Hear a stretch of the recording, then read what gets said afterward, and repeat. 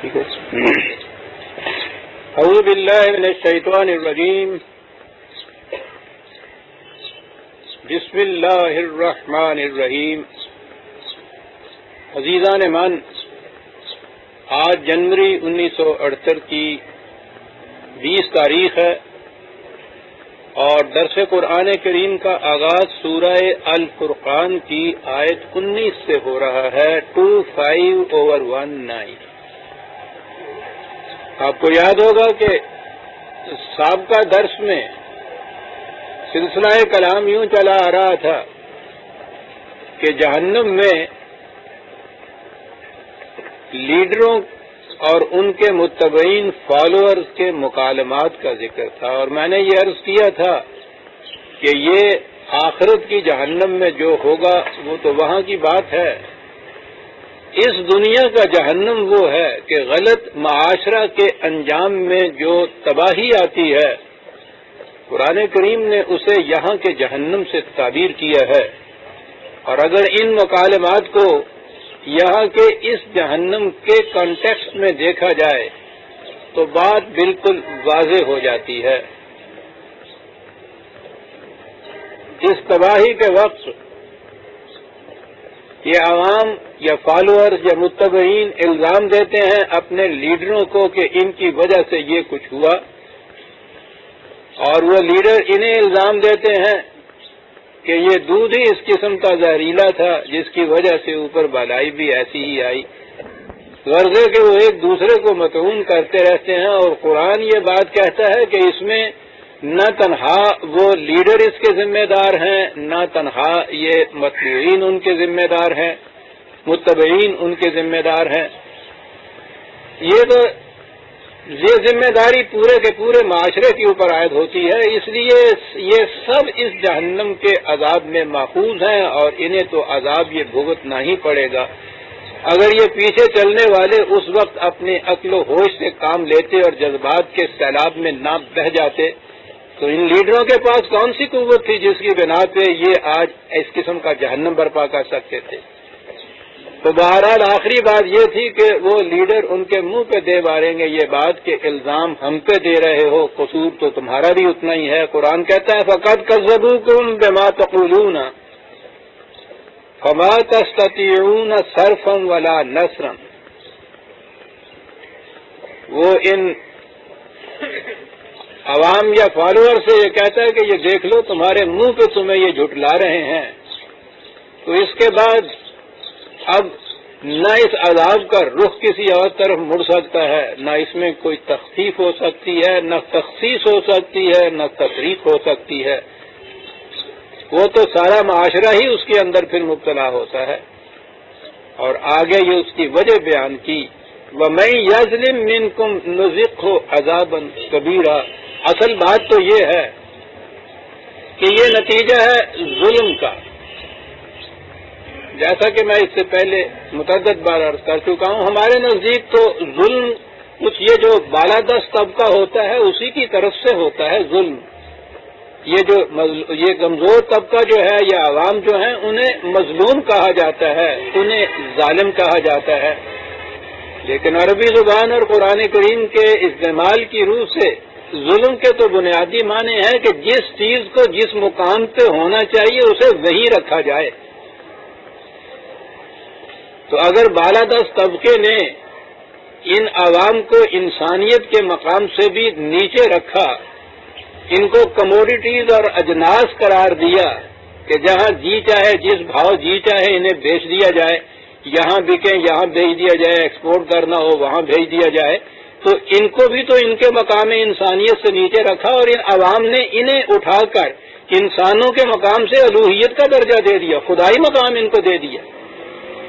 ان کے احکام کی اسی طرح اطاعت کرتے رہے جیسے خدا کے احکام کی اطاعت کرتے ہیں، اور اسی لیے خدا نے پہلے ان کو کہا ہے کہ تم نے ان کو معبود بنا رکھا تھا اپنا.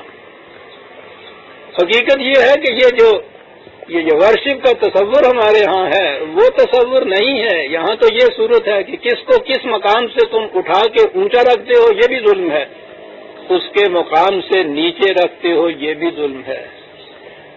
اور ان بیلنسڈ معاشرہ، غیر متوازن معاشرہ کی بنیادی کا بنیادی نقص یہ ہوتا ہے کہ اس میں کوئی چیز یا کوئی انسان اپنے اس مقام پہ نہیں ہوتا جہاں اسے ہونا چاہیے. یہ ہے جو ظلم کے معنی ہیں. اب دیکھیے یہاں کتنی دلچسپ چیز ہے کہ قرآن ان فالوورز کو، عوام کو، جنہیں ہم اپنی اصطلاح میں مظلوم کا طبقہ کہتے ہیں، وہ انہیں کہتا ہے کہ تم نے بھی تو یہ ظلم کیا تھا کہ انہیں جس مقام پہ ہونا چاہیے تھا اس مقام سے اٹھا کے خداوندی اختیارات کا مالک بنا دیا. جو کچھ یہ کہتے رہے سر جھکا کر اس کی عقائد کرتے چلے گئے. کبھی پوچھا نہیں یہ کہ یہ جو چیزیں کہہ رہے ہوں ان کے صحیح ہونے کی سند کیا ہے. کوئی معیار ہونا چاہیے تھا، کوئی محک کسوٹی ہونی چاہیے تھی جس پہ تم پرکھ کے ان سے یہ کہتے کہ یہ غلط چیز ہے، اس کی اطاعت نہیں کی جا سکتی. تم نے بھی تو ان کو یہ مقام دے رکھا تھا. تو وہ یہ کہا ہے کہ اب جو بھی کسی کو غلط مقام دے گا اس کی بنا پہ جو تباہ کن نتائج نکلیں گے وہ تو اسے بھگتنے پڑیں گے. ہماری اصطلاح میں ظالم اور مظلوم کے یہ معنی نہیں، ظالم کے یہ معنی. کس طرح وہ واضح کر رہا ہے کہ ظلم کہتے کسے. اب انہوں نے اعتراض یہ کیا تھا، اور جو پہلے آ چکا ہے، ابھی 4 آئے تھے پہلے، وہ کہتے تھے کہ یہ کس قسم کا رسول ہے، ہماری طرح کھاتا پیتا ہے، بازاروں میں جاتا ہے، سودا سلوک خریدتا ہے، عجیب قسم کا رسول ہے. جو رسالت کا دعویٰ کرے، جو خدا کا رسول ہو، اسے تو عام انسانوں سے الگ تھلگ کوئی مخلوق ہونا چاہیے. یہ اعتراض تھا. اور یہ تصور ہر مذہب میں ہے کہ وہ اپنے مذہب کے بانی کو، خواہ وہ انبیاء کرام علیہ السلام میں سے ہوں یا ان لوگوں کے اپنے تجویز کردہ، انہیں مقام الوہیت دیتے ہیں.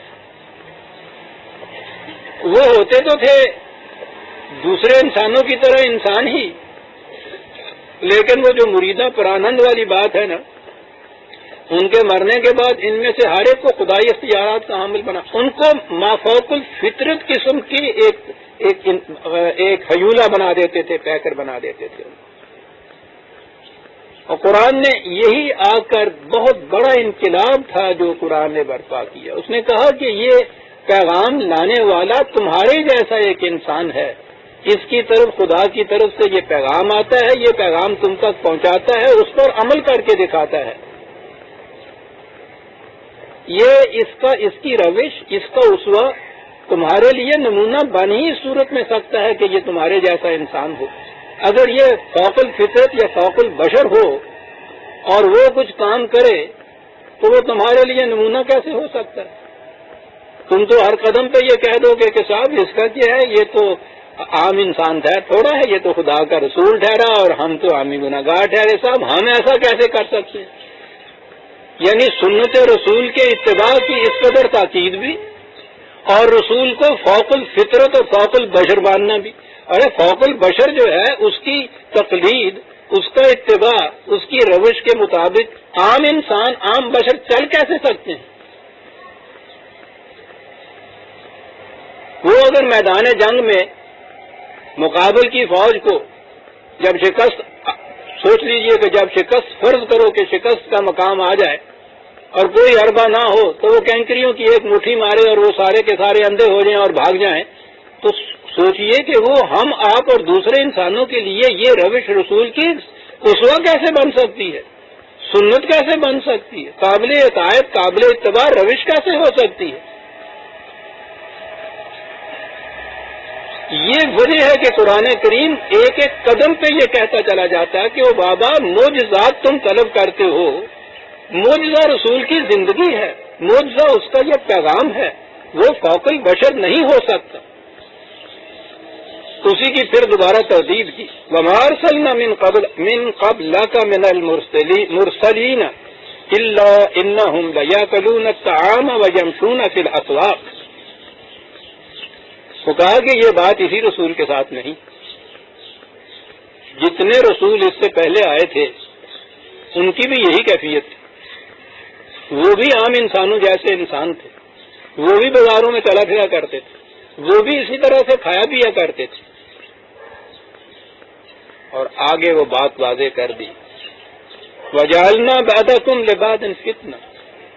کہا کہ اگر وہ فوق البشر قسم کے لوگ ہوتے اور قدم قدم پہ ان سے معجزات اور کرامات سرزد ہوتی تو سوال ہی نہ پیدا ہوتا کہ تم سوچ سمجھ کر اپنے اختیار و ارادے سے کوئی ان کی بات مانتے یا ان کا مسلک اختیار کرتے. وہ تو یہ جو چیز تھی اس سے تو عقل و ہوش جو ہے وہ معوف ہو جاتی ہے. لیکن یہ بات کہ عام انسانوں جیسا ایک انسان ہو اور اس کے بعد کہا یہ جائے کہ تم اس کی بات کو پرکھ کر دیکھو کہ وہ سچی ہے یا غلط ہے یا صحیح ہے، ماننے کے قابل ہے یا ماننے کے قابل نہیں ہے. کہا اصل آزمائش تو انسان کے ایمان کی یہاں پہنچ کر ہوتی کہ کہنے والا عام انسانوں جیسا انسان ہو اور وہ کہے یہ کہ تم یہ نہ مجھ سے کہو کہ میں تمہیں منہ سے آگ نکال کے دکھا دوں، دیکھو تم یہ کہ جو کچھ میں کہتا ہوں وہ بات کیسی ہے. اور کہا یہی وہ چیز ہے جو آزمائش کا باعث ان کے بن جاتی ہے. ورنہ اگر کرامت دکھا کے منوانا ہو تو وہ تو کسی کے لیے آزمائش کی بات بنتی نہیں. تو کہا کہ یہ ان کا عام انسانوں جیسا انسان ہونا ہی تو وہ چیز ہے کہ جہاں تمہاری عقل و فکر اور ہوش و تدبر کی آزمائش ہوتی ہے کہ سمجھ سوچ کے بات مانتے ہو یا عقل کے چراغ گل کر کے ماننا چاہتے ہو کسی بات کو. وہ کہتا ہے کہ فیتھ اس چیز کا نام نہیں ہے کہ آنکھیں بند کر کے کسی کی بات کو یوں ہی تسلیم کر لیا جائے. فیتھ تو اس سرٹنٹی کا نام ہے، اس یقین کا نام ہے جو کنوکشن سے حاصل ہوتی. عقل و ہوش کی بنا پر کسی چیز کو قبول کرنے کا نام ایمان ہے قرآن کی روح سے. اور اگر رسول فوق البشر ہو اور وہ اس قسم کے معجزے دکھا کے تم سے بات منوائے تو وہ پھر عقل و خرد کی روح سے مانی ہوئی بات تو نہیں ہوگی. کہا یہ بات ہے کہ رسولوں کو ہم عام انسانوں جیسا انسان ہوتا ہے رسول جس کو وہ بھیجتے ہیں. پھر رسول اللہ صلی اللہ علیہ وسلم سے کہا اتستبرون وکان ربک بصیرا، استقامت رکھو اس چیز، ان کی مخالفت سے دل برداشتہ مت ہو جاؤ، حوصلہ نہ ہارو، استقامت سے اپنی بات پہ جمے رہو. ان کو یہ باتیں کرنے دو، یہ کریں گے، یہ کہیں گے ایسی باتیں. اس لیے کہ جس قسم کا معاشرہ تم قائم کرنا چاہتے ہو اس میں ان کی مفاد پرستیوں پہ بڑی خاص زد پڑتی ہے. دولت مند طبقے کے اوپر بھی اور مدد پرست طبقے کے اوپر بھی. اس لیے یہ تو مخالفت کریں گے. ہم پنجابی بھی تھے تو ٹچنا ڈاؤں گے.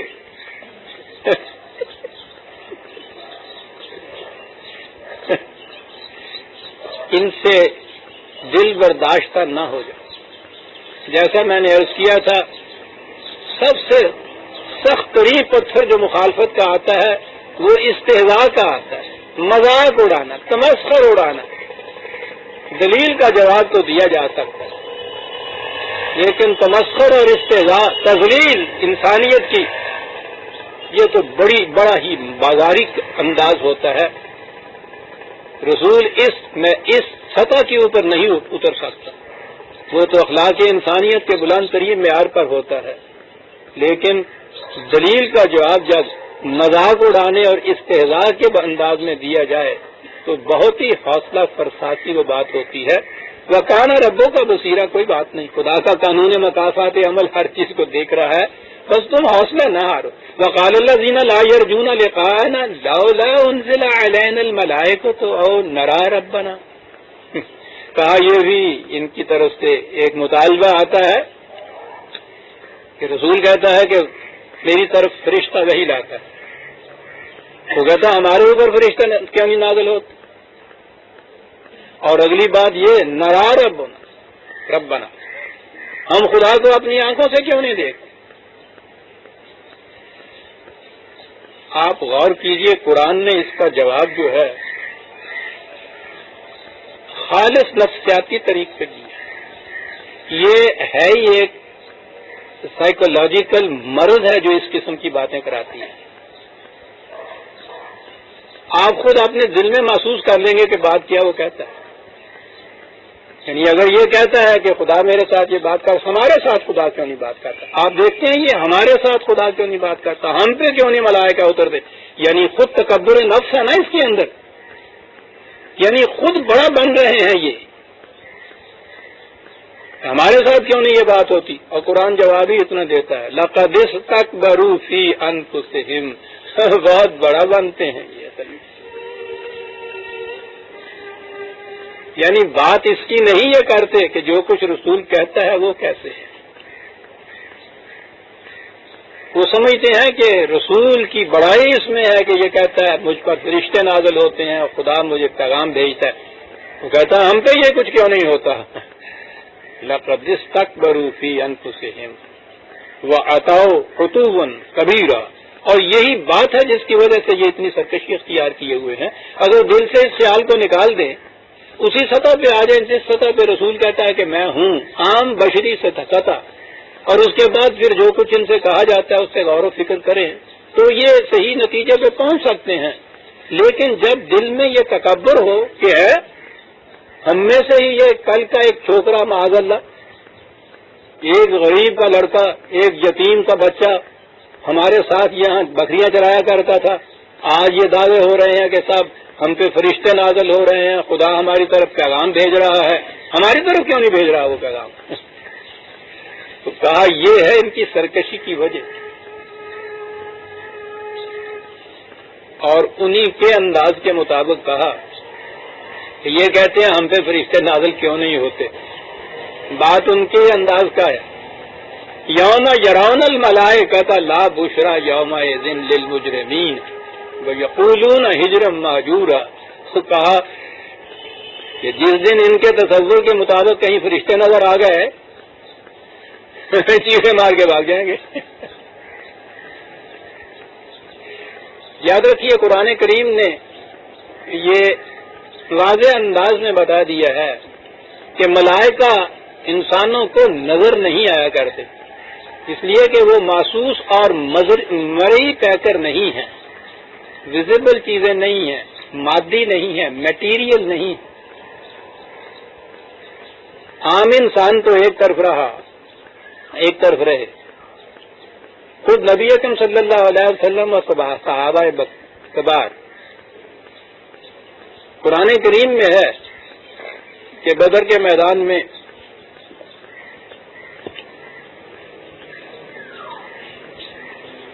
جماعت مومنین کے لیے ملائکہ بھی نازل ہوئے تھے۔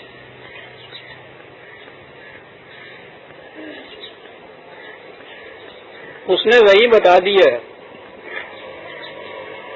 کہ مقصد ان سے یہ تھا کہ وہ مجاہدین کے دلوں میں سکون اور اطمینان پیدا کرے، گویا یہ ایک نفسیاتی کیفیت تھی۔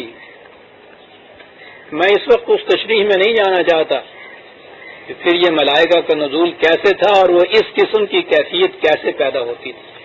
کہنا یہ چاہتا ہوں کہ قرآن کریم نے وہی یہی واضح کر دیا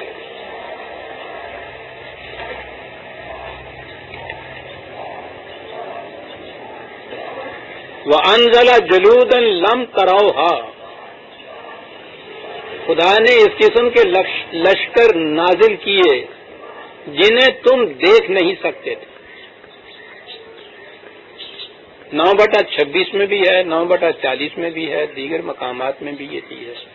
تو گویا ملائکہ کو رسول اللہ صلی اللہ علیہ وسلم اور صحابہ کبار یہاں مخاطب ہیں، یہ کہا گیا ہے کہ ہم نے نازل کیا تھا انہیں، ساتھ ہی یہ کہہ دیا کہ تم انہیں دیکھ نہیں سکتے تھے۔ تو گویا یہ تو الگ بات ہے کہ ان کی کیفیت پھر کیا ہوتی ہے، بات میں یہاں یہ کہہ رہا تھا کہ انہیں دیکھ نہیں کوئی سکتا۔ جب رسول اور اس کے صحابہ کبار جو ہے ان کے متعلق قرآن نے کہہ دیا، خدا نے کہہ دیا کہ تم انہیں دیکھ نہیں سکتے تھے، تو تابہ دیگرہ چہرے سب دوسرے انسان کیسے یہ کہہ سکتے ہیں کہ ہم دیکھتے تھے؟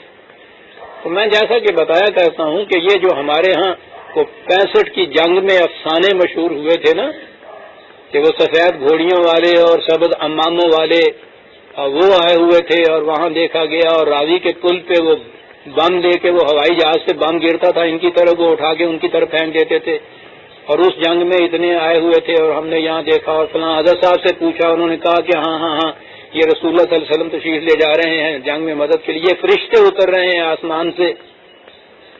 تو میں کہہ یہ رہا تھا، اس زمانے میں بھی میں نے یہ لکھا تھا کہ خدا کی طرف سے کوئی تقویت کا سامان، اس کی نصرت، اس کی رفاقت، یہ الگ چیز ہے۔ حق کی خاطر اٹھنے والے کے ساتھ حق کی تائید ہوتی ہے، لیکن یہ چیز کہ آسمان سے جو فرشتے اترتے تھے انہیں عام انسان دیکھتے تھے، یہ قرآن کی تعلیم کے خلاف ہے۔ قرآن تو رسول اور اس کے صحابہ سے کہہ رہا ہے کہ جو فرشتے نازل ہوئے تھے تم انہیں دیکھ نہیں سکتے تھے، تو ان کی طرف نازل شدہ فرشتوں کو وہ تو نہیں دیکھ سکتے تھے، اور ہم راضی کے کنارے ان فرشتوں کو دیکھ رہے تھے۔ تو یہ افسانے تھے۔ قرآن نے خود کہا ہے کہ یہ وہ ملائکہ کو کوئی اپنی آنکھوں سے دیکھ نہیں سکتا، ان کی کیفیت یہ نہیں ہوتی، وہ مادی پیکٹ نہیں ہوتے۔ یہاں یہ کہا ہے کہ جس دن تم کہتے ہو نا کہ ملائکہ ہم پہ کیوں نہیں نازل ہوتے ہم کیوں نہیں ان کو دیکھتے، کہا کہ تمہارا تصور یہ ہے نا کہ موت کے وقت فرشتے آیا کرتے ہیں، تو موت کے وقت جو فرشتے تم سب کہتے ہو آیا کرتے ہیں، آج تم یہ خود کہہ رہے ہو کہ ہماری طرف کیوں نہیں آتے ہو، جب تمہاری طرف تمہارے تصور کے مطابق آتے ہیں تو اس وقت جان کیوں نکل رہی ہوتی ہے تمہاری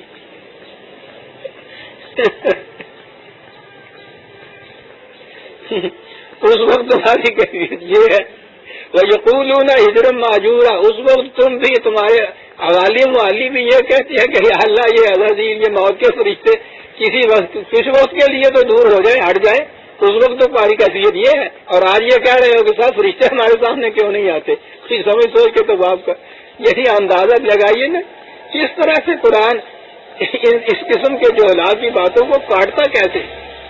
وَقَدِمْنَا إِلَىٰ مَا عَمِلُوا مِنْ عَمَلٍ فَجَعَلْنَاهُ حَبًا مَّنثُورًا، بات بابا فرشتوں کے آنے اور نہ آنے کی نہیں ہے،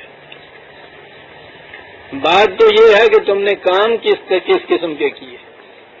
ہمارے سامنے تمہارے کام ہوتے ہیں، اور ہمارے قانون مکافات کی روح سے ان کے نتائج مرتب ہوتے ہیں، وہ نتائج ہوتے ہیں جو تمہارے سامنے آتے ہیں، اور یہ اعمال جو تم جیسے لوگوں سے سرزد ہوتے ہیں ان کی تو کیفیت یہ ہے، میں نے عرض کیا تھا نا کہ قرآن نے کئی مقامات میں کہا ہے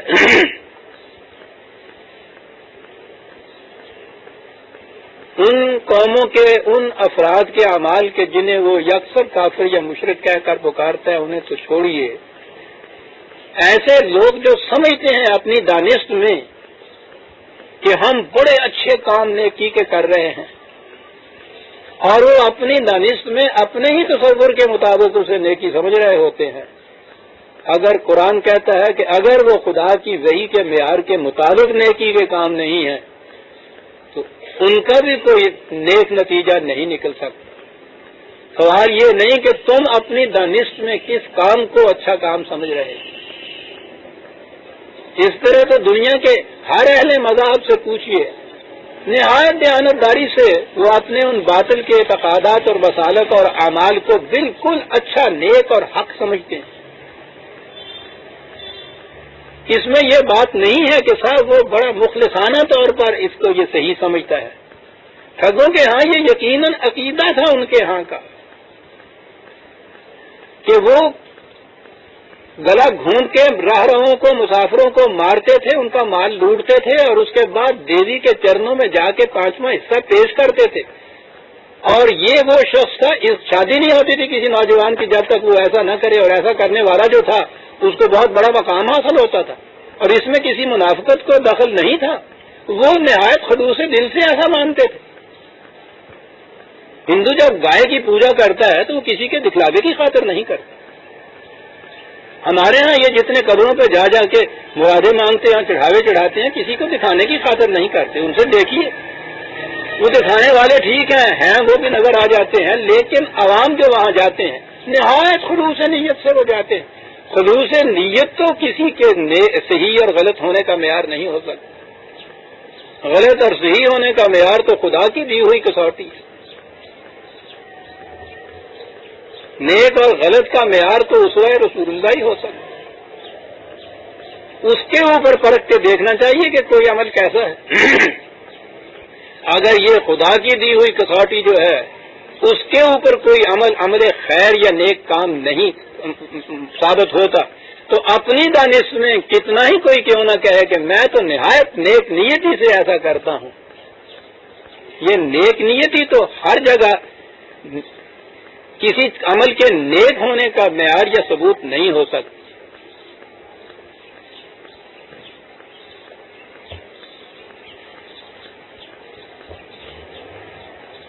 نیک نیتی کے متعلق تو یہ بھی نہیں آپ کہہ سکتے کہ وہ جو کہتے ہیں کہ sincerity is not always a proof for centi, تو اس لیے قرآن اس کو نہیں مانتا کہ تم اپنی دانش میں کیا سمجھتے تھے، کہتا ہے کہ ان کے کام، اس نے تو وہاں کہا ہے لا نقیم لہم یوم القیامت وزنا، ان کے ان کاموں کے لیے جن کو وہ اپنی دانست میں نیک سمجھتے تھے لیکن در حقیقت وہ نیک نہیں تھے، ان کے تولنے کے لیے تو میزان کھڑی کرنے کی بھی ضرورت نہیں پڑے گی۔ اور یہاں کہا ہے کہ وہ عمل فجعلناہ ھباء منثورا، بکھرے ہوئے ذرے، ذرات بھی اگر کسی ایک جگہ جمع ہوں تو وہ بھی صحرا بن سکتے ہیں، کوئی شے اس سے بھی محسوس سامنے آ سکتی ہے، لیکن ذرات غبار کی شکل میں اگر بکھرے ہوئے ہوں، کیسی عمدہ مثال یہ ہے، تو ان کا کوئی وزن نہیں ہوتا، ان کی کوئی حقیقت ہی نہیں ہوتی۔ منصور جو یہ حبان تو غبار سمجھ لیجئے، منصور کے معنی بکھرے ہوئے بھی ہوتے ہیں، لیکن اس میں ایک بڑی لطیف چیز بھی ہے، جیسا میں نے عرض کیا ہے کہ عربی زبان میں عربوں کے ہاں تو عجیب و غریب انداز سے وہ ان چیزوں کو استعمال کرتے تھے، ٹھیک ہے، یہ نثر جو ہے نون سے رے، اس کے عام معنی جو ہے وہ بکھرنے کے ہیں، نظم کے مقابلے میں نظم کے معنی پروئی ہوئی چیز اور نثر کے معنی بکھری ہوئی چیز، لیکن وہ ایسے کچے پھل جو جھکڑ سے خود بخود گر کے ادھر ادھر بگڑتے تھے ان کو بھی منصور کہتے تھے۔ پکا ہوا پھل تو کام کا پھل ہوتا ہے، کچا پھل جو گر کے بگڑ جائے کسی کام نہیں آتا۔ ان اعمال کو کہ جن کی شکلیں جو ہیں وہ تو پھل جیسی ہیں لیکن ہے وہ کچا ہی پھل اور اس طرح سے بگڑ گیا ہوا ہے، وہ کسی کام نہیں آتا، ایسی عمدہ مثال ہے اس کی، بکھرے ہوئے کچے پھل یوں ہی گر گئے ہوئے، یوں ہوئی۔ اب اس میں آپ تنزیل میں مثال میں دیکھیے کہ شکل اس پھل کی پھل جیسی ہوتی ہے، کام کسی نہیں آتا، حبان منصور۔ لہذا یہ چیز عزیزان من بڑی ضروری ہے، یہ نہیں کہ کسی کام کو جسے ہم اپنی دانش میں اچھا سمجھتے ہیں وہ فی الواقعہ اچھا ہو۔ دنیا میں یہ مسئلہ خیر اور شر کا، گڈ اینڈ ایول کا بڑا اہم مسئلہ ہے، یہی دھوکہ کھاتا ہے انسان۔ جیسا کہ میں نے ابھی عرض کیا ہے، دنیا کی کثیر آبادی غلط راستوں پہ چلتی ہے اور ان میں کثیر لوگ وہ ہوتے ہیں جو نہایت دیانت داری سے، خلوص نیتی سے، ایمانداری سے سمجھتے ہیں کہ یہ اچھا کام ہے۔ یہ بات ہے یونان کے حکماء سے لے کر 250 سال پہلے سے آج تک یہ فلسفہ ایتھکس کا جو ہے گڈ اینڈ ایول کا، آج تک کسی متعین نتیجے کے اوپر یہ فلاسفر نہیں پہنچ سکے۔ اتنی موٹی کتابیں ان کی ہیں اسی ایشو کے اوپر، the theory of good and evil, متعین طور پر نہیں بتا سکتے کہ یہ گڈ کسے کہتے ہیں، ایول ہوتا کیا ہے، شر اور خیر میں تمیز کس طرح کی ہے، بڑا اہم مسئلہ ہے۔ مذاہب کے معاملے میں نے جیسا ابھی عرض کیا ہے کہ عام مذاہب میں آپ دیکھیے نہایت نیک نیتی سے وہ اپنے مسلک کو، اپنے اعمال کو بالکل صحیح برسر حق سمجھتے ہیں، قرآن ان کا ابطال کرتا ہے، غلط ہوتے ہیں۔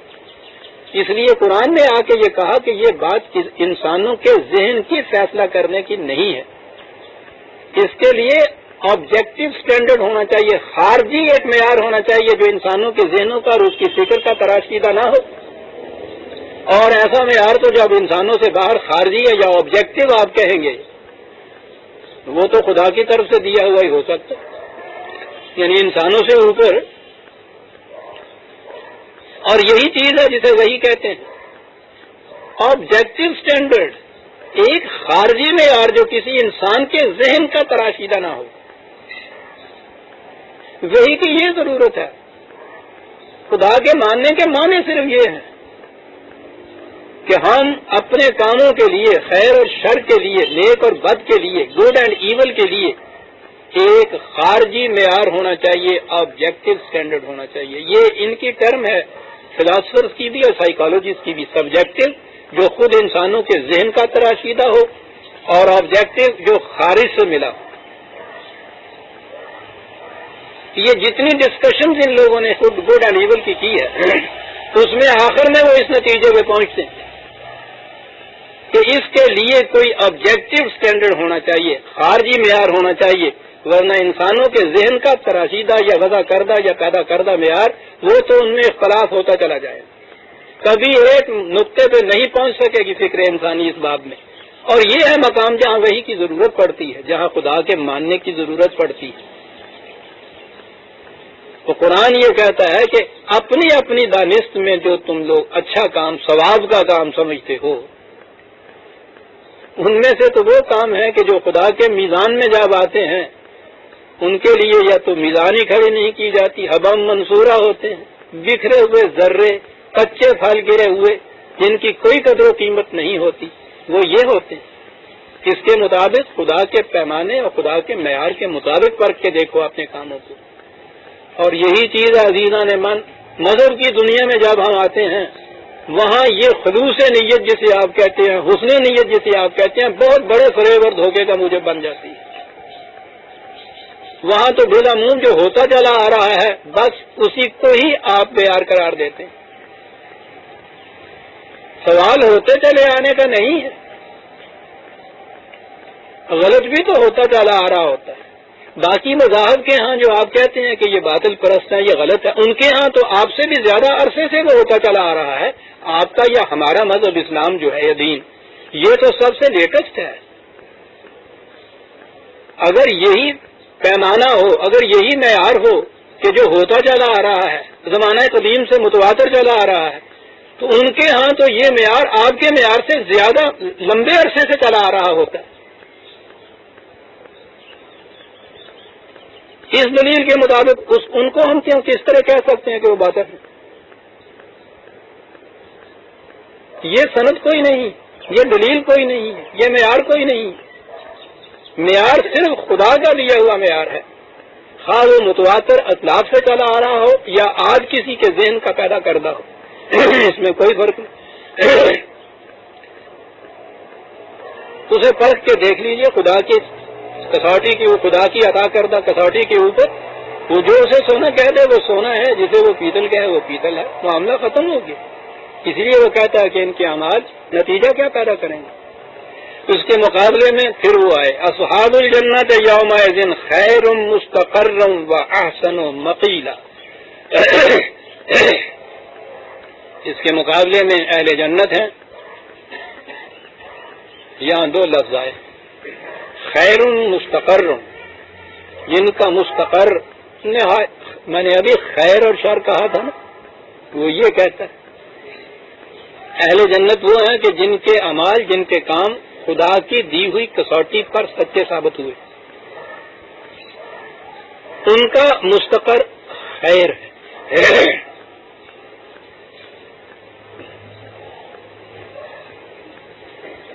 جیسا کہ میں کہا کرتا ہوں عزیزان مان،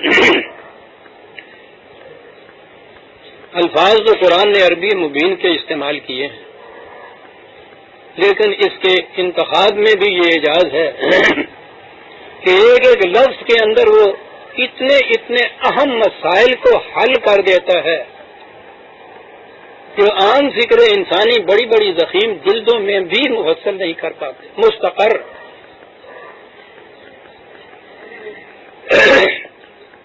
عام ترجمہ اس کا ہم ٹھکانہ کر دیتے ہیں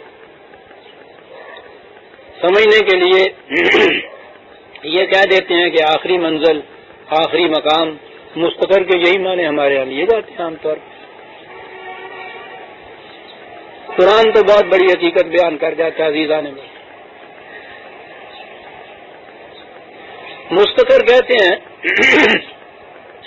ایسی چیز جو حرکت میں چلی آ رہی ہے اور کسی مقام پہ آن کے رک جائے، یعنی وہ شے جو شروع سے ہی ایک مقام پہ ٹھہری ہوئی ہو، جمی ہوئی ہو پتھر کی طرح، اس مکان کو پتھر کی اس مکان کو مستقر نہیں کہتے ہوئے. کوئی چیز جو رواں دواں چلی آ رہی ہو، پانی چلا آ رہا ہے کسی مقام پہ ٹھہر گیا، وہاں تو وہ کہیں گے اس کو مستقر پانی کا. رواں دواں چلی آنے والی چیز جو ہے وہ کہیں آگے رک جائے، ٹھہر جائے، وہ ہے مستقر. دو لفظ قرآن نے استعمال کیے.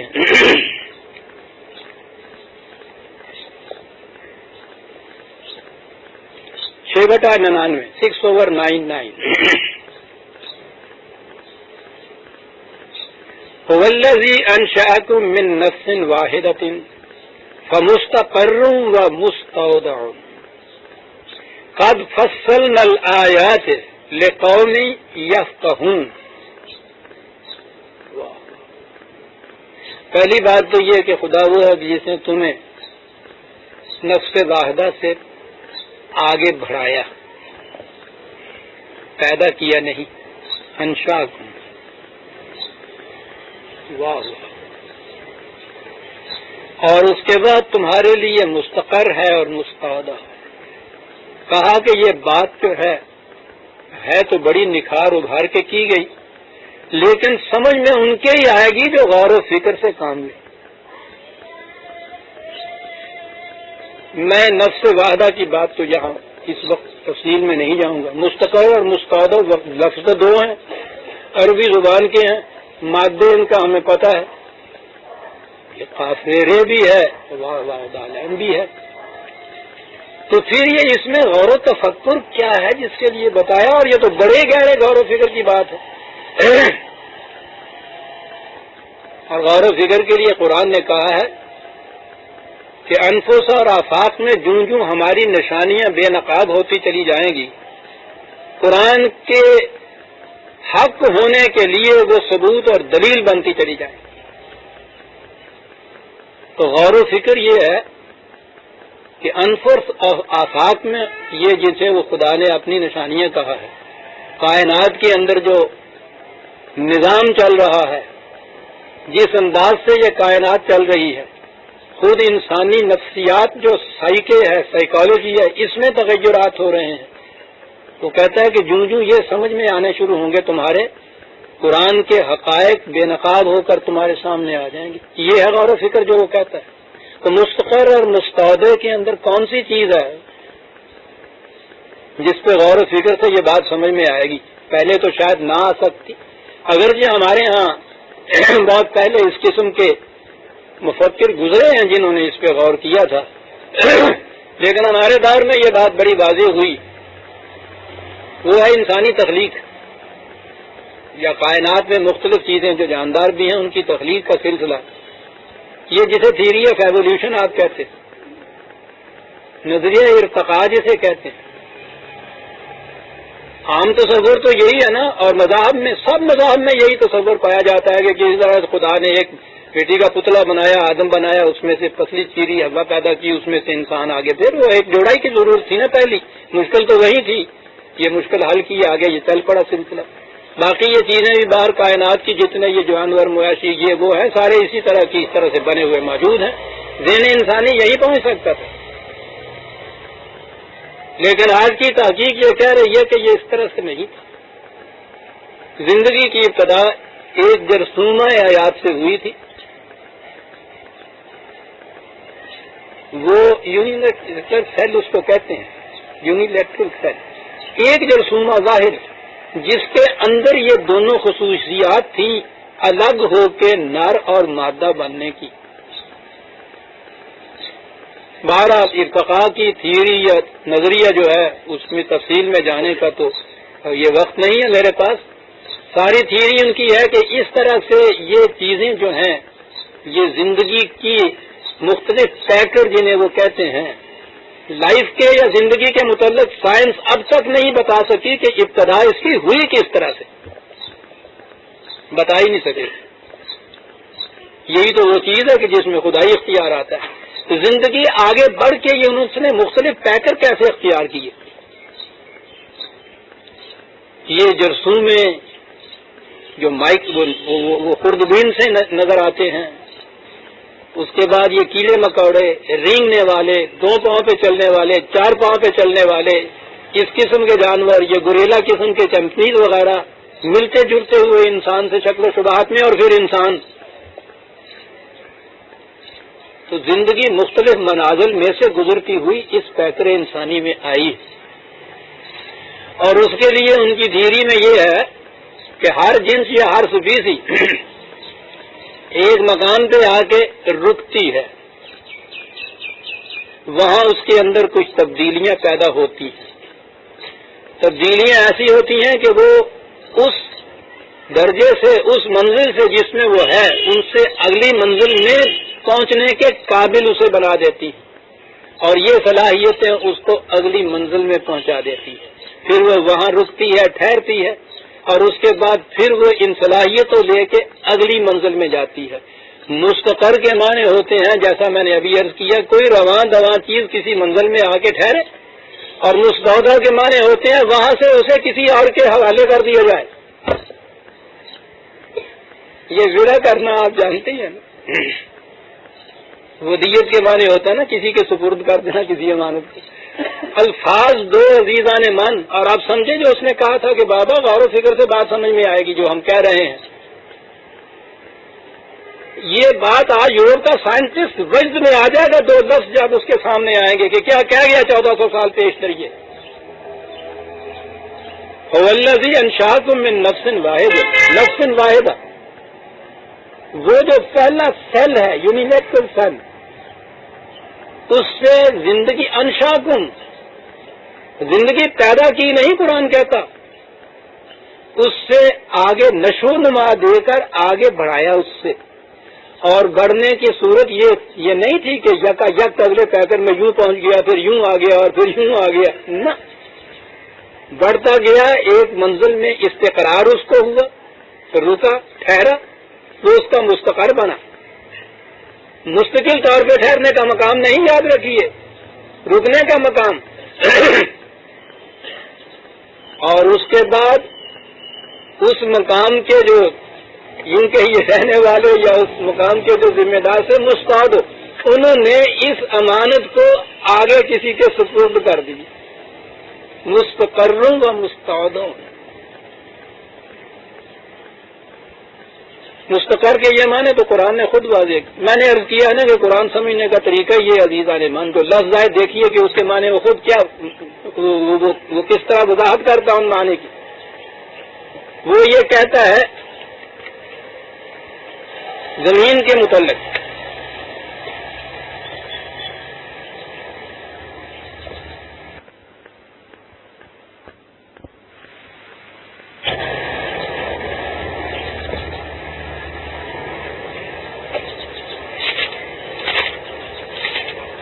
ہاں یہی ہے، وَلَكُمْ فِي الْأَرْضِ مُسْتَقَرٌّ وَمَتَاعٌ إِلَىٰ حِينٍ۔ کتنا عام بڑا مسئلہ ہے جو حل کر گیا ایک لفظ میں۔ ہمارے ہاں کا یہ مادی نظریہ حیات، طبعی نظریہ حیات، سیکولر نظریہ حیات، وہ تو یہ کہتا ہے کہ یہ ارتقائی منازل طے کرتے ہوئے انسانی شکل میں تو زندگی آئی اور یہ اس کا آخری مقام، بس یہاں پھر ختم ہو جائے گا، یہ موت آئی اور موت کے بعد انسان ختم ہوا، بس یہ آخری منزل ہے اس کی، آگے کچھ نہیں ہے۔ قرآن کہتا ہے کہ وَلَكُمْ فِي الْأَرْضِ مُسْتَقَرٌّ، نہیں بابا آخری منزل نہیں ہے، یہ تو مستقر ہے صرف، اور مستقر کر کے لیے ابدی طور پہ مستقر ہے، الہین نہیں، ایک مدت تک کے لیے۔ تو مستقر وہ جائے قرار ہوئی جو ایک مدت تک کے لیے ہوتی ہے، فائنل سٹیج نہیں ہوتی، آخری ٹھہرنے کا مقام نہیں ہوتا، مستقر۔ اور اس سے یہ نظر آیا کہ قرآن کی روح سے نظریہ حیات کہ یہ عرضی زندگی آخری مقام نہیں ہے انسانی زندگی کا، یہ تو مستقر ہے، اس نے آگے چلنا ہے. لفظ مستقر یہ بتا رہا ہے. معاف رکھیے گا، اثر ہے میرے گلے پہ آج. جو قرآن زور دیتا ہے کہ عربی مبین میں ہم نے اسے نازل کیا، بابا عربی مبین کو سمجھنے کی کوشش کیجیے. پھر یہ دیکھیے کہ یہ اپنے معنی کس طرح واضح کرتا ہے. تو مستقر و متاع الہین، یعنی یہ جو حیات ہے، تسلسل حیات، آگے جانا زندگی کا، ایک لفظ میں وہ یہ بات کہہ گیا. اور مستقر و مستقعدون کے دو لفظ استعمال کیے تو نظریہ ارتقاء کی تمام کڑیاں گنا گیا. اور ان کے ہاں پھر یہ چیز بھی آئی ہے کہ بعض ایسی نو ہوتی ہے، اسپیشیز کو کہتے ہیں، نو جس کا ترجمہ میں کر رہا ہوں، وہ بعض ایسی نو ہوتی ہیں ان کو زیادہ عرصہ ٹھہرنا پڑتا ہے، بعض ایسی ہوتی ہیں وہ تھوڑے عرصے میں ہی وہ صلاحیت حاصل کر لیتی ہیں اور آگے بڑھ جاتی ہیں. یہ بھی ان کے ہاں کی چیز ہے. سنیے، اصحاب الجنت یومئذ خیر مستقر و احسن مقیلا، کہتا ہے کہ ان کے لیے مستقر بھی بڑا خیر ہے، بہت اچھا ہے ٹھہرنے کی جگہ. اور مستقر ہی نہیں، یہ مقیل احسن. مقیل کیا ہے؟ یہ دوپہر کو جو یوں ہی ذرا سا وہ آدمی وہ کمر سیدھی کرتا ہے نا، تھوڑا سا جھونکا، جسے کیلوزا کہتے ہیں، ذرا سیدھا، وہ مستقر سے بہت چھوٹا عرصہ ہوتا ہے استراحت کا، اسے مقیل کہا کہ مستقر ان کا خیر ہوگا. اور مستقر کی بعض میں تو یہ صلاحیت ہوگی کہ بس اتنا ہی ٹھہرنا ہوگا جیسا دوپہر کو ذرا تھوڑا سا ٹھمکا لگا لینا آدمی. اللہ اللہ عزیزان من اور باب فکر و نظر ہی یہ بات سمجھ سکیں گے کہ قرآن کیا کہتا چلا جا رہا ہے. ارتقائی منازل گنا رہا ہے، منازل کے 2 درجے گنا رہا ہے. مستقر کہہ کہ اس کی فائنل سٹیج نہیں کہتا، جائے قرار کہتا ہے. جائے قرار میں یہ کہتا ہے کہ بعض کے لیے تو ذرا زیادہ لمبا عرصہ ہوگا اور بعض تو ایسا ہی ہوگا جیسے یوں ہی دوپہر کو کوئی آدمی ذرا سی آنکھ جھپکنے کے لیے ٹھہر جائے یا رک جائے یا استراحت کر لے، اور اس کے بعد پھر اٹھ کھڑا ہو اور اس کے بعد پھر آگے بڑھے اور آگے بڑھے. کیا اس وقت ہوگا؟ یوم تشقق السماء بالغمام ونزل الملائکۃ.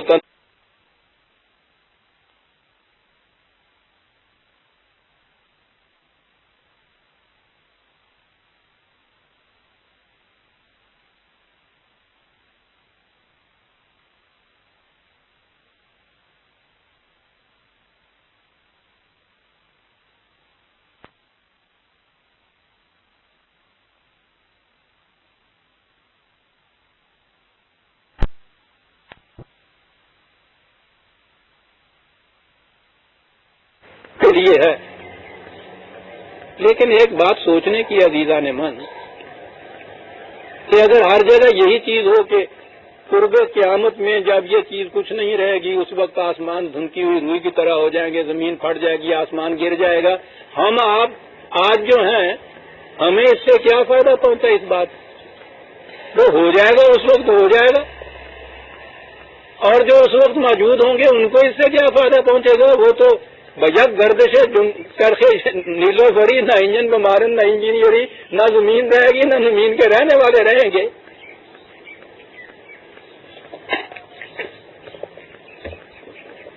یہ واقعات بھی جو ہیں اگر یہ اسی طرح سے ہی ہیں بہرحال بیان کیے گئے ہیں تو سمجھ لیجیے کہ کچھ آنے والے واقعات کا کوئی ذکر ہے. قرآن تو کتاب ہدایت ہے.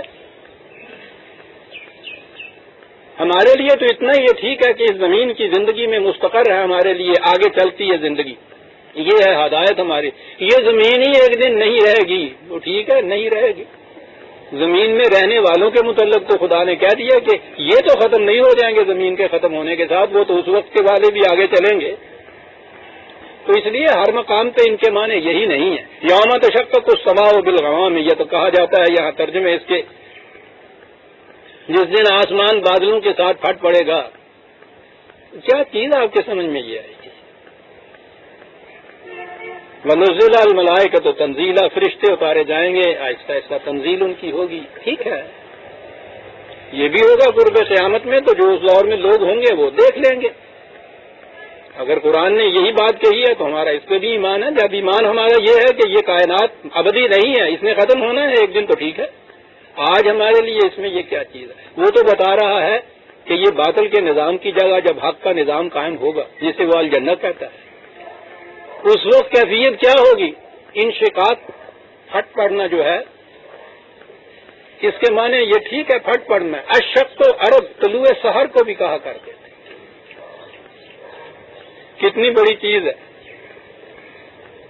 زندگی کی شب تاریخ سحر کر نہ سکا، اقبال کہتا ہے دور حاضر کے انسان کی۔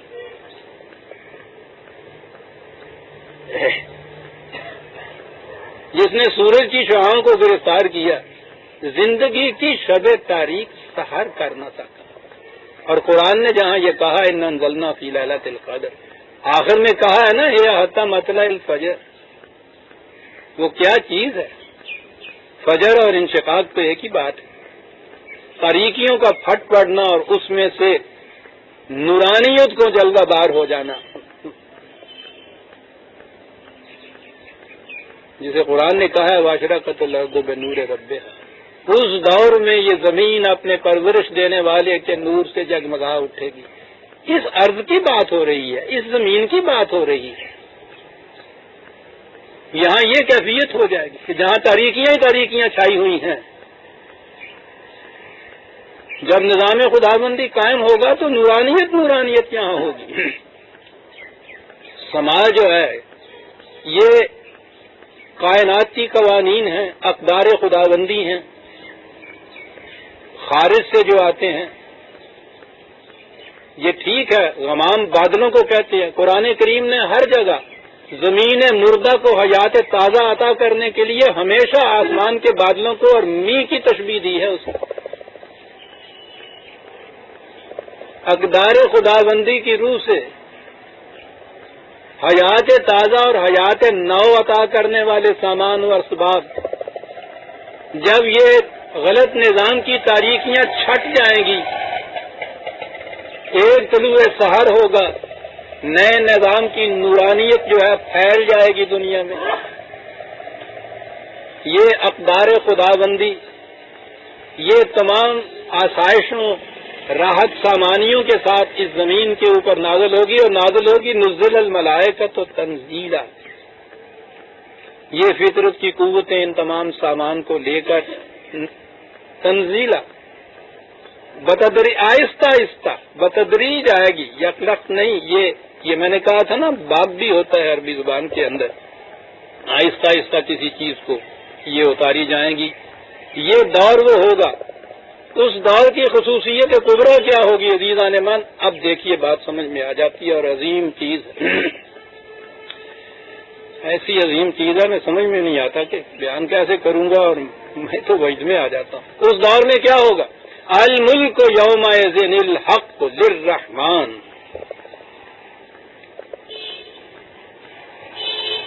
آپ کے سامنے بھی نسخے قرآن کے ہیں، الفاظ تو بہرحال آسان ہی سامنے آتے ہیں۔ آپ کہیں گے کون سی چیز ہے جس میں کہتے ہو کہ میں تو وجد میں آ جاتا ہوں، میں تو سمجھتا نہیں کیسے سمجھاؤں؟ اس دور میں حق پر مبنی ملک کے معنی اقتدار اور کنٹرول ہو، پورا اقتدار اور کنٹرول جو ہے کس کے لیے ہوگا؟ للرحمن، رحمان کے لیے ہوگا۔ بات دو لفظوں میں تو یہ ہے کہ قوانین خداوندی جو ہے اس کی کار فرمائی ہوگی، اقتدار انہیں حاصل ہوگا، حق کو اقتدار حاصل ہوگا، ملک کنٹرول انہی کا ہوگا۔ ٹھیک ہے، غور طلب بات یہ ہے کہ للرحمان کا ہے، کنٹرول اور اقتدار ہوگا حق پر مبنی، ہوگا کس کے ہاتھ میں؟ بات تو خدا ہی کی ہے، یہ خدا کی صفت یہاں رحمان لایا ہے، خدا رحمان کے ہاتھ میں ہوگا، اور ساری بات سامنے آ جاتی ہے عزیز ایمان نظام خداوندی کی۔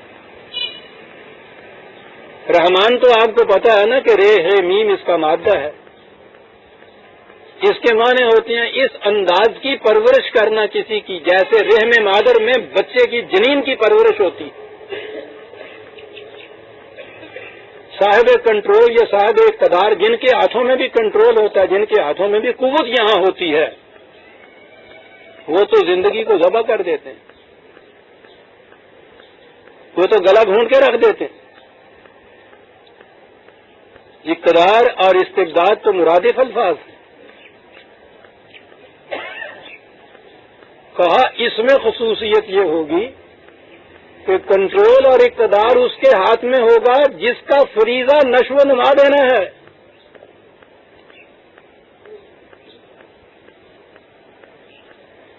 بلا اقتدار نہیں چھوڑا جائے گا معاشرے کو، تو اس میں تفاضلیت اور انارکی ہوتی ہے. اقتدار ہوگا، ضروری ہے کہ اقتدار ہو، حق پر مبنی ہو، یومئذ الحق.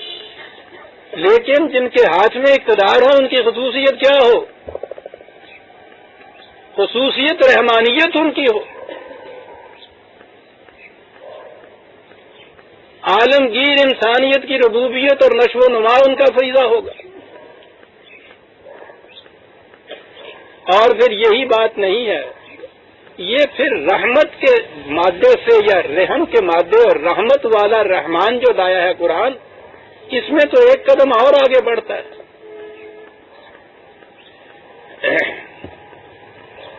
ہے تھوڑا سا وقت.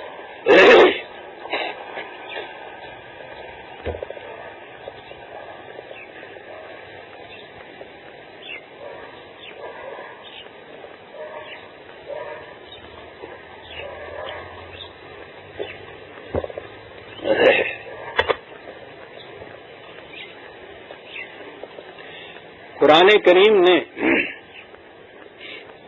ربوبیت کے لیے، نشو و نما کے لیے رب کا لفظ بھی استعمال کیا ہے اور رحیم اور رحمان کے لفظ بھی آئے ہیں. رحمت رب کا بھی آیا ہے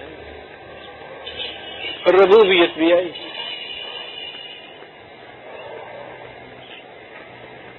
عام مقصد تو دونوں کا ہی نشو و نما ہے، نشو و نما دینا، پرورش کرنا. فرق کیا ہے اس میں؟ آ جائیے اس کے بنیادی معنی کی طرف، رحم کی طرف. رحم مادر میں بچے کی جو پرورش ہوتی ہے تو بچے کے کسی کام کا وہ صلہ یا معاوضہ نہیں ہوتا.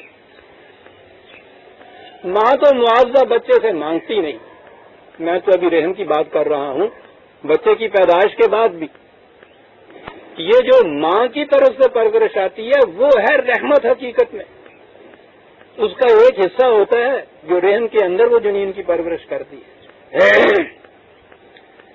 عزیزان من سنتے چلے جائیے بڑے غور سے، بڑی عجیب عجیب چیزیں اس میں سامنے آئیں گی.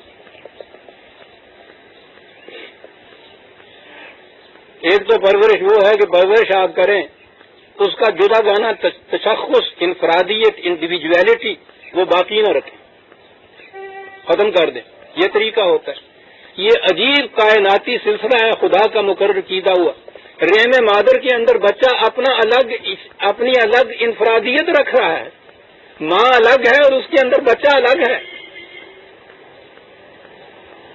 اور دونوں کے دونوں یکساں بھی ہیں. یکساں نہیں کہا جائے گا اس کو، دونوں کے دونوں ایک بھی ہیں. ماں کو بخار ہوتا ہے، اس رحم کے اندر بچے کو بخار ہو جاتا ہے.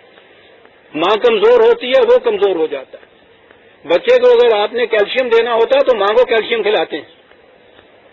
اس میں خون کی کمی ہوتی ہے تو ماں کو خون میں زیادہ، فولاد کی کمی ہوتی ہے تو ماں کو زیادہ دیتے ہیں. ماں میں کمی ہوتی ہے، بچے میں کمی ہو جاتی ہے. اس کو آپ وننس کہیں گے. لیکن دونوں کے الگ الگ انفرادیت اور تشخص دونوں کا الگ ہوتا ہے.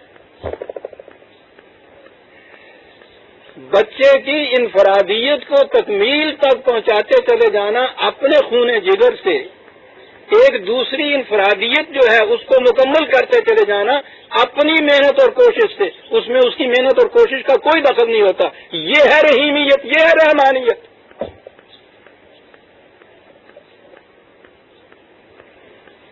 صرف پرورش ہی تو کوئی چیز نہیں ہے. پرورش تو غلاموں کی بھی کرتے تھے، پرورش تو ہم بیلوں کی بھی کرتے ہیں، اپنے گدھے کی بھی کرتے ہیں، قربانی کے لیے جانور جو رکھا ہوتا ہے اس کی بھی پرورش ہم کرتے ہیں، محکوموں کی پرورش کرتے ہیں، مظلوموں کی پرورش کرتے ہیں۔ فرعون بنی اسرائیل کی پرورش بھی کرتا تھا، لیکن اس پرورش میں کرتا کیا تھا؟ یذبحون ابناءہم، کسی کی انفرادیت کو پنپنے نہیں دیتا تھا، کسی کے تشخص کو پرکھنے نہیں دیتا تھا، جداگانہ تشخص کو برداشت نہیں کر سکتا مستقل پرورش دینے والا، پرورش دیتا ہے، کرتا ہے، چارہ ڈالتا ہے، جداگانہ تشخص کو برداشت نہیں کرتا، ذرا سی کسی نے سرفرازی کی سر کاٹ کے رکھ دیتا ہے۔ یہ ماں کی طرف سے پرورش، اور ہر پرورش کرنے والا اس کا معاوضہ اس سے مانگتا ہے، جس دن وہ معاوضہ دینے کے قابل نہیں رہتا۔ اجی ہندو جو گائے کی پرستش کرتے ہیں ہم وقت، جب وہ بوڑھی ہو جاتی ہیں، سوکھ جاتی ہیں، ان کو ہانک کے پاکستان کی طرف بھیج دیتے ہیں کہ کرو بابا۔ یعنی انسان کی تو کیفیت یہ ہے اس کے سیلفش ہونے کی کہ اپنی مائیں جن کی پوجا بھی وہ کرتے ہیں، جب وہ بھی دودھ دینے کے قابل نہیں رہتی ہیں تو بوچھڑوں نے حوالے کر دیں دینے۔ اور دنیا میں ہر سیلفش انسان یہی کرتا ہے عزیزان من، جب تک کوئی دوسرا انسان اس کے کام کرنے کے قابل رہتا ہے وہ اس کی پرورش کرتا ہے، جس دن وہ اس کے کام کرنے کے قابل نہیں رہتا سولہ کر کے رکھ دیتا ہے اسے۔ یہ ماں کی پرورش ہے عزیزان من، بچہ کوئی کام نہیں کرتا اسے۔ اور پرورش کی یہ کیفیت ہے، رحم کے اندر تو اس کو پتہ نہیں ہوتا، احساس نہیں ہوتا، پیدا ہونے کے بعد تو بچے کی کیفیت یہ ہوتی ہے کہ اس کو پتہ ہوتا ہے کہ یہ بچہ ہے، میں اور ہوں۔ اب اس بچے کی کیفیت یہ ہے کہ اپنا خون وہ دودھ میں تبدیل کر کے اس کے جسم میں انڈھیلتی چلی جاتی ہے۔ اس جذبے کے ماتحت کہ اگر وہ دودھ کم پیتا ہے تو دکھاتی پھرتی ہے ڈاکٹروں حکیموں کہ یہ کم کیوں پی رہا ہے، کم کیوں، میرے جسم کا کم خون کیوں لے رہا ہے۔ اللہ اکبر۔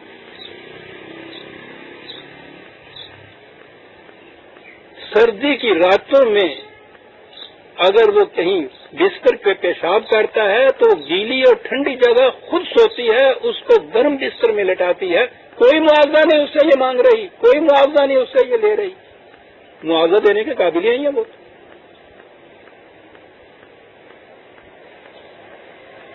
اس کی کیفیت یہ ہے کہ وہ اس کے تو بس میں نہیں ہوتا، چمٹایا جاتی ہے، اپنے سینے سے لگایا جاتی ہے۔ میں نے کہا بس میں ہو تو شاید وہ سینہ چیر کے اس کو اندر اپنے رکھ دے۔ یوں ہی میں نے ایک دفعہ یہ کہا تھا، لطیفے کے طور پر بھی سمجھ لیجیے، یہ آپ دیکھیں گے کہ ہمیشہ بچے کو بائیں ہاتھ کی طرف رکھتی ہیں مائیں، حالانکہ دائیں ہاتھ ہوتا ہے زیادہ سخت، بائیں ہاتھ کی طرف رکھتی ہیں تاکہ وہ دل کے ساتھ لگا رہے، بلا کسی معاوضے کے، بلا معاوضے کے خیال کے۔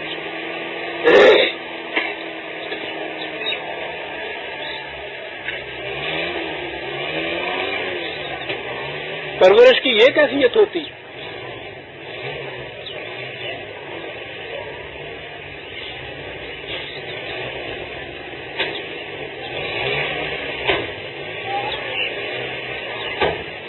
اس انداز سے بچے کی پرورش ہوتی ہے، اور یہ ہے وہ پرورش کا انداز جسے قرآن نے بار بار خدا کی رحمت کہہ کے پکارا ہے۔ یہ انداز پرورش خدا کا۔ میں نے تو کہا کہ ماں یہ کچھ پلاتی ہے، خدا کا دیا ہوا یہ نظام ہے نا کہ جو اس کے خون کو دودھ میں تبدیل کر دیتا ہے اور وہ اس طرح سے پلاتی ہے۔ اسی لیے خدا نے اس چیز کو اپنی رحمت کہا ہوا ہے کہ یہ بکھرا ہوا ایسے صفحہ ارض کے اوپر، زمین کے اوپر اس قدر خانہ یغما صاحب ہمارے لیے، ہماری کون سی کاریگری ہے جس کی بنا پہ ہم نے یہ سارا کچھ پیدا کیا ہے؟ 2 دن پانی نہ ملے انسان ختم ہو جاتا ہے، جان کوئی باقی نہیں رہتی ہے۔ کس نے پیدا کیا ہوا پانی؟ ہماری کاریگری کا نتیجہ ہے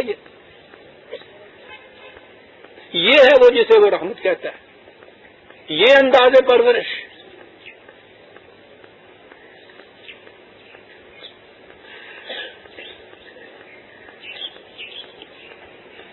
چاہیے تو ایک اور بات بھی عرض کروں کہ سب آج تو پورا ہی وقت لینا پڑے گا مجھے.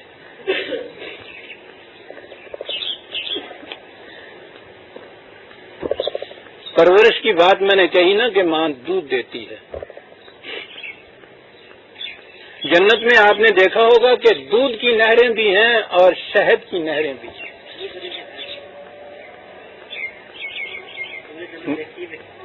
میری بات سنتے جائیے. دودھ کی نہریں تو ہم نے دیکھ لیا کہ ماں کے چشمے سے بہتی چلی جاتی ہیں. یہ شہد کی نہریں کیا ہے؟ ماں بھی وہی ماں ہے جو دودھ دینے کے ساتھ ایک شیرینی بھی بکھیرتی چلی جائے بچے کے ساتھ. اگر ماں کی اس محبت میں شیرینی نہیں ہے، صرف دودھ ہی دودھ ہے، تو آپ دیکھیں گے کہ بچے کی وہ پرورش نہیں ہوگی. ماں کی مسکراہٹ، ماں کی بشاشت، ماں کے چہرے کی خوبصورتی، ماں کی محبت، اس کا اس طرح لپٹانا، یہ شہد کی نہریں ہیں جو دودھ کی نہروں کے ساتھ بہتی چلی جاتی ہیں.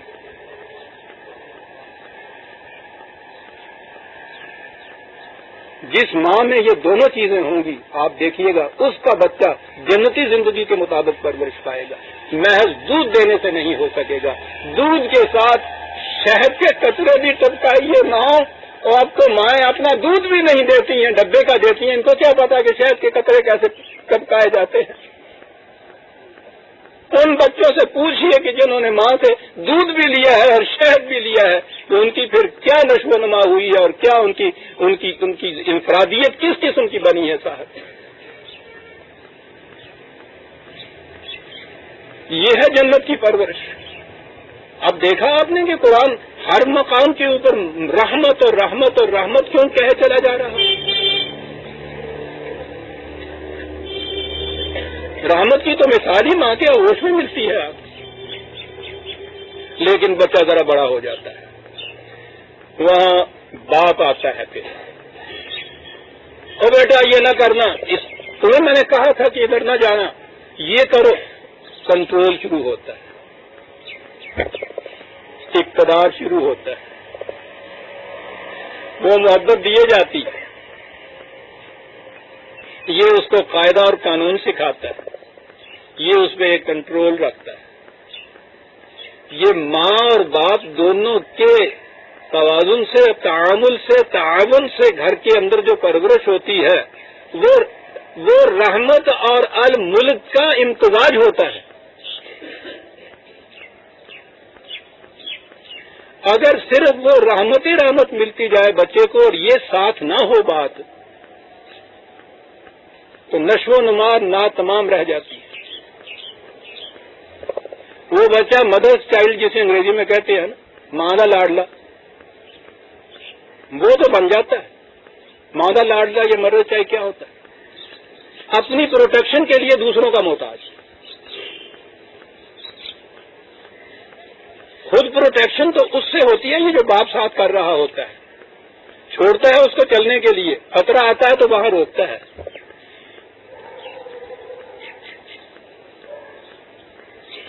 یہ جو کنٹرول ہے، اگر وہ رحمت ساتھ نہ ہو، خالص کنٹرول ہی کنٹرول ساتھ نہ ہو، تو فرعون کی ربوبیت تو آ جائے گی آپ کے یہاں، خدا کی نہیں آئے گی.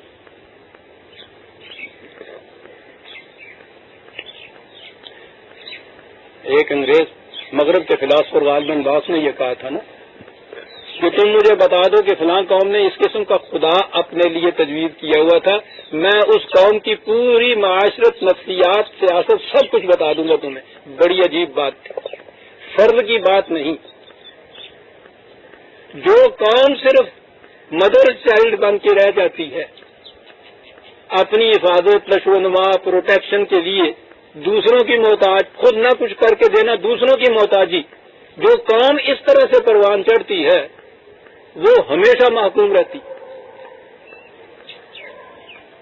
وہ اپنی حفاظت کے لیے دوسروں کی دست نگر ہوتی. وہ خدا کو بھی ماں کے کالب میں ڈالتی ہے. ہندوؤں کو دیکھیے، ماتا ان کے ہاں ہے، دھرتی بھی ماتا، گائے بھی ماتا، اگنی بھی ماتا، یہ ان کے ہاں ماتائیں ہیں. انہوں نے مدر لینڈ کا تصور دیا. ہمارے ہاں بھی مادر وطن کہنے لگ گئے ہیں، پتہ ہی نہیں ان کو کہ کیا بک کیا رہے ہیں. ان کے ہاں ماں کا تصور ہے صرف. نتیجہ اس کا یہ ہے کہ ہزارہا سال سے وہ قوم معصوم چلے آ رہی ہے. جو جوتی والا آیا انہیں ننگڑے لگائے. ان میں سیلف ریلائنس، سیلف کانفیڈینس پیدا ہی نہیں ہوتا. انہوں نے سیکھا یہ ہوتا ہے کہ گائے کا دودھ دھوتے چلے جائے، سینگ دوسرے کے ہاتھ میں ہو. وہ ہمیشہ یعنی نفسیاتی طور پہ وہ قوم محکوم ہوتی ہے، اس کی نفسیات محتاجی کی ہوتی ہے، سیلف کانفیڈینس کی نہیں ہوتی. جس قوم نے خالص باپ کے ہی آغوش میں پرورش پائی ہو، ماں کی محبت اور شیرینی نہ ملی ہو، کنٹرول، استبداد، ڈنڈا، وہ یہودیت کی قوم ہوتی ہے. یہودیوں کے انتقام میں رحم کا جذبہ ہی نہیں ہے. یوں ہی اس نے شائلاک نہیں کہہ دیا تھا ان کو شیکسپیئر نے، کمبخت اپنے ایک پاؤنڈ گوشت کے لیے دوسرے کی جان لے لیتے ہیں. یہ کیا ہے؟ آپ کو معلوم ہے کہ یہودیوں کے ہاں خدا کا تصور جو ہے باپ کا تصور. یہ قرآن تھا جو آیا اور اس نے ماں اور باپ دونوں کو ملا کے خدا کی ذات کے اندر امتزاج کر دیا. الملک یومئذ الحق للرحمن.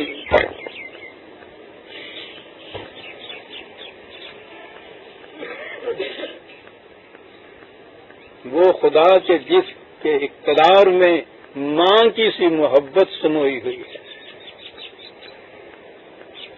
اور یہ خدا اپنی صفات ہی نہیں بتاتا، وہ کہنا یہ چاہتا ہے کہ جو خدا کے نام پر یہاں کوئی نظام قائم کرے گا اس میں یہ خصوصیت ہونی چاہیے. وہ نظام ذل اللہ علی الارض ہوتا ہے، بادشاہ نہیں ہوتا. خدا کی صفات کا عکس ہونا چاہیے اس نظام کے اندر جو خدا کے نام پہ قائم کیا جائے. عزیزان ایمان، نظام خداوندی تو خیر نہیں، نظام مصطفیٰ کی باتیں تو آپ نے سنی، کبھی سنا کہ وہ ہوتا کیا ہے؟ وہ یہ ہوتا ہے کہ جس میں خدا کی صفت ملکیت، خدا کی صفت رحمانیت، ان دونوں کا امتزاج ہوگا اس نظام کے اندر، کہ وہ اقتدار ان کا جو ہوگا وہ خداوندی ویلیوز کو نافذ کرنے کے لیے ہوگا، جس سے ہر فرد کی ذاتی اصطلاح نہیں، ذاتی صلاحیتوں کی نشو و نما ہوتی چلی جائے گی اس انداز سے کہ ماں کی سی محبت کے ساتھ وہ چیز آئے گی، بلا سے لے کے وہ چیز دے گی جو قرآن نے یہ کہا ہے کہ اس نظام کا فریضہ ہوگا ہر فرد مملکت کی ضروریات زندگی کا پورا کرنا بلا معینت و مشقت ان کا فریضہ ہوگا. ان کا فریضہ ہوگا کہ جو ان کے ذمے کام لگایا گیا ہے باپ کی طرح سے اس کام کو یہ سر انجام دیں. اس کام کے معاوضے میں نہیں ہوگی وہ پرورش، وہ پرورش بجائے خیش ذمہ داری ہوگی اس نظام کی، جیسی ماں کی محبت کی ہوتی ہے. یہ جو کام کریں گے اس لیے نہیں کہ اس کے معاوضے میں ان کو روٹی ملے گی، بلکہ دو چیزیں الگ الگ ہیں. وہ تو ملے گی ماں کی طرح سے، رحمانیت کی طرح سے، ہر ایک کو ملے گی، محبت کے ساتھ ملے گی، دودھ اور شہد کی ملاوٹ سے ملے گی. اور یہ جو کچھ کرے گا وہ کسی کے ڈنڈے کی وجہ سے نہیں کرے گا. قرآن نے اسی لیے اس چیز کو، پھر وہ بات اور آ گئی سامنے. ایک چیز ہوتی ہے ڈیوٹی، وہ تو فریضہ ہوتا ہے جو اوپر سے کسی کے اوپر امپوز کیا جاتا ہے، یہ کرنا ہوتا ہے. ایک چیز ہوتی ہے ریسپانسبلٹی. یہ لفظ ریسپانسبلٹی انگریزی جاننے والے جانتے ہوں گے. ریسپانس تو آپ جانتے ہیں نا، ریسپونڈ کرنا، لبیک کہنا خود کسی کام کے متعلق. یہ جو قرآن نے لبیک سکھایا ہے ہمیں، یہ ریسپانس کرنے کی بات ہے کہ کوئی کام جو سامنے ہو کرنے کا، خود اس کے لیے لبیک کہو کہ ہم کریں گے اس کام کو. ڈیوٹی کے طور پہ کسی کام کو کرنا اور لبیک کہہ کے کسی کام کو کرنا بڑا فرق ہوتا ہے صاحب. اب اس نظام میں وہ کہہ یہ رہا ہے کہ افراد کی پرورش اور اس کی انسانیت کی نشو و نما تو یوں ہوگی جیسے ماں کرتی ہے بچے کی پرورش اور نشو و نما کا، بغیر معاوضے کے تصور کے، محبت کے ساتھ، شیرینی کے ساتھ. اور افراد جو کام کریں گے وہ اس کو بیگار ڈیوٹی یہ سمجھ کے نہیں کریں گے، بلکہ وہ ان کے قلب کا تقاضا ہوگا کہ یہ کام ہم نے کرنا ہے، حکومت کر جائیں گے اس تقاضے کی طرف کہ یہ کچھ کرنا ہے۔ اور یہ جب یہ کچھ کریں گے تو اس کے لیے صلہ کیا ہوگا؟ وہ جو ماں کو صلہ ملا کرتا ہے بچے سے، آپ کو پتا ماں کو ایک صلہ ملا کرتا ہے، بچے کا ہلکا سا تبسم اور مسکراہٹ ماں کی ساری قربانیوں کا صلہ ہوتا ہے۔ عزیزان من، یقین مانیے، مجھے پتہ نہیں کسی اور نگاہ میں ہے یہ بات نہیں، بچے کی مسکراہٹ اس سے حسین شاید دنیا میں کوئی نہیں، اور اگر سوتے میں بچہ مسکرائے، میری بہنوں اور بیٹی یہ بتاؤ، اس سے بھی حسین تر چیز دنیا میں کوئی ہوتی ہے؟